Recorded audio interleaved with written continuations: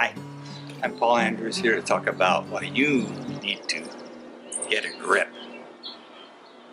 So specifically, we're talking about loam grips from a local company, PNW Components.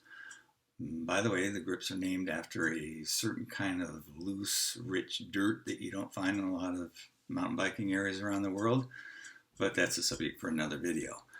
Now, there are a lot of grips out there, as you know, but PNW Components offers a few nice touches that kind of set them apart in the grip category.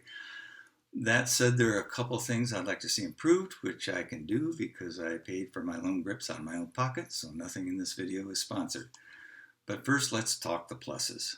Now, pardon my shallowness, but I really like the loam colors. The range is pretty standard. Besides black, you can get orange, red, blue, and gray, which they have their own cute names for. But my favorite is these guys, the seafoam teal. Seafoam is another thing we've got a lot of here in the Pacific Northwest. What sets the loam grips colors apart, though, is their retina-popping brightness. Even if your bike doesn't have colors that match, the loam grips draw the eye and kind of give the bike a nice focal point.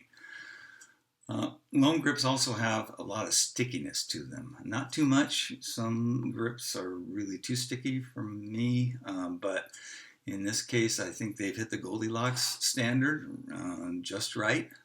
Whatever sticky magic PNW Components has come up with, you can also find them on their brightly colored and super sticky pads for dropper posts and shifter levers. The grip factor is enhanced by the rib pattern here. On the heel of the grip, the ridges are wider and Z pattern, where you need more of a cushion and you don't really need to clamp down on the bars.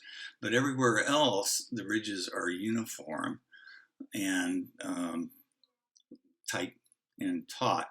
While a lot of grips have varied patterns, one for the thumb area, one for the underneath, and yet another for the tip, I like the loam grip's uniform pattern. It creates a more secure predictability to your grip as you move your hand around. The grip's underside pattern, where your fingers really dig in the most, is reinforced with these perpendicular strips, and that further reduces your chance of slippage. Finally, the inside ends of the grips are flanged, as you can see.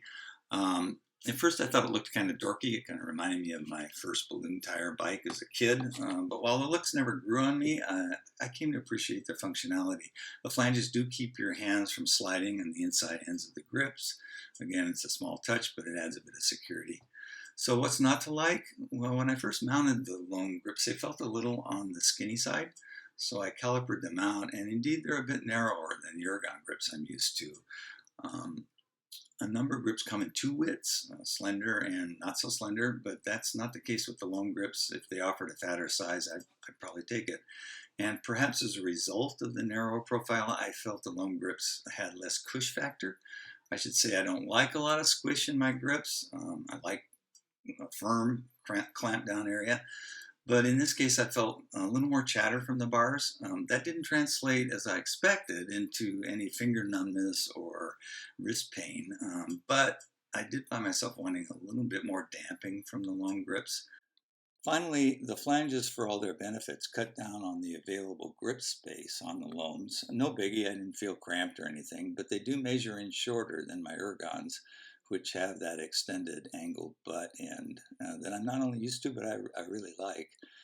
If there were such a thing as a perfect grip, I'd match the ergon profile and damping with the loam stickiness and color pop.